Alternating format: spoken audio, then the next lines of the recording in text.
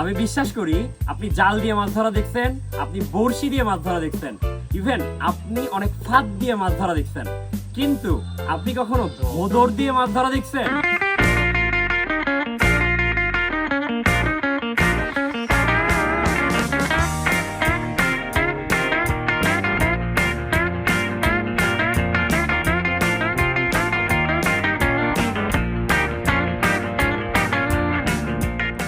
হেই, কি অবস্থা? আমি জোবায়ের, আপনি আমাকে চিনবেন না। আমি আসলে বিলুপ্ত প্রায় ঐতিহ্যগুলোকে খুঁজে বেড়াই এবং টুকটাক গল্প বলতে ভালোবাসি। চিত্রা নদীর পাড়ে বসে আছি, ফিশ ফ্রাই খাচ্ছি। এই যে মাছ ভাজা না বলে ইংরেজি শব্দে এটাকে বললাম, শব্দতত্ত্ব অনুসারে এটাকে বলে কোড মিক্সিং। তবে অ্যানথ্রোপোলজি, নৃবিজ্ঞান বা মানুষ সম্পর্কিত যে বিজ্ঞান আছে ওখানে একটা টার্ম আছে, ওটাকে বলা হয় অ্যাকালট্রেশন, যেখানে আমাদের নিজেদের কালচার থাকবে তবে আমরা ভিন্ন কালচারকে একটু অ্যাডাপ্ট করার চেষ্টা করতেছি। যেমন এই যে এখন আমি বাংলিশে কথা বলতেছি, কিন্তু আমাদের কালচার আমরা যদি একদমই হারায় ফেলি এটাকে বলা হবে অ্যাসিমিলেশন। এখন এই অ্যাসিমিলেশনকে আমরা সহজভাবে বলতে পারি, এটাকে বলা যাবে কালচারাল লস।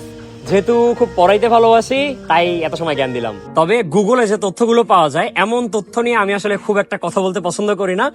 আপনি যদি গুগল ঘাটেন তাহলে আপনি প্রথমেই পাবেন পৃথিবীতে 3 প্রজাতির ভোদর আছে। বাংলাদেশে আছে স্মুথ কোটেড ভোদর, এশীয় ছোট নখযুক্ত ভোদর আর ইউরেশীয় বা পাতি ভোদর। তবে বাংলাদেশে সব থেকে বেশি এশীয় ছোট নখযুক্ত ভোদরই দেখা যায়। ভোদর দিয়ে মাছ শিকারের ইতিহাস কিন্তু বেশ পুরনো, প্রায় 1500 বছর আগের। আপনি মার্কো পোলোর নাম শুনছেন? পরিব্রাজক। পরিব্রাজক মানে কি বলেন তো? ভ্রমণ করেন যিনি। এখন এই ভ্রমণের কাহিনী দিয়ে আপনি যদি চিন্তা করেন যে আমি বলছিলাম যে আমি একজন ট্যুরিস্ট না, আমি একজন ট্রাভেলার।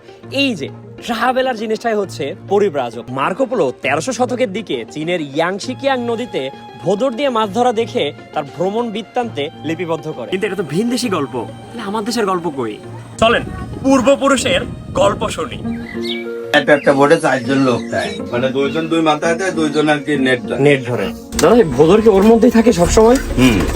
এমনি যখন বৃষ্টি হয়, অনেক রোদ হয়, তখন ওর মধ্যে থাকবে সব সময়। ওরা নিজেরা মারামারি করে না?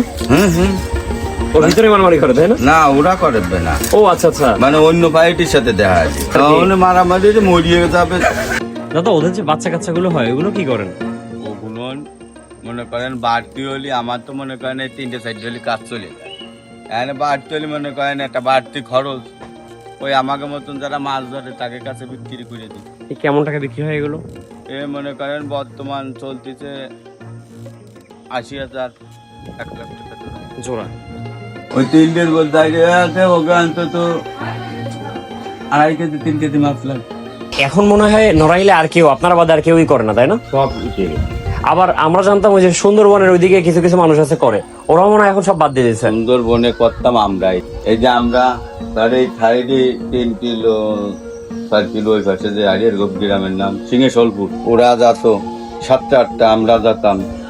এখানে বর্তমান ওই সুন্দরবনের পারমিশনটা আমাকে দেয় না। ও এই জন্য আর কি এই যাচ্ছে না? জন্যই মানে আরো এই দিয়ে শেষ হয়ে যাবে। দাদা এটা তো আপনার বংশ পরম্পরায়, তাই না? 200 বছর আগের থেকে চলে যায়। আমি যতকাল আছি হাতের পরে যাই আর থাকবে। তার মানে তো আস্তে আস্তে এই ঐতিহ্য নেই, না, আর থাকতেছে না। কারণ হচ্ছে কি, এসে পেট বাপে।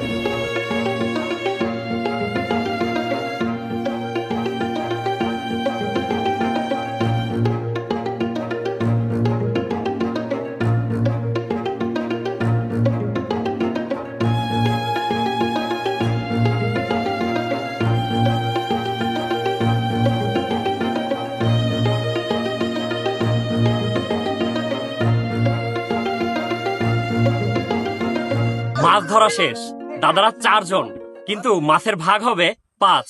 তাহলে এই 1 ভাগ আসলে কার?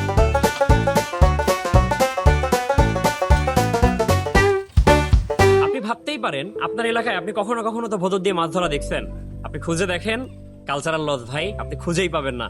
আমাদের কালচার, আমাদের ঐতিহ্য অনেকটাই হারায় গেছে একদম শেষের দিকে। আপনি খুঁজে দেখেন, যদি খুঁজে পান আপনি আমাকে জানায়েন। আল্লাহ হাফেজ।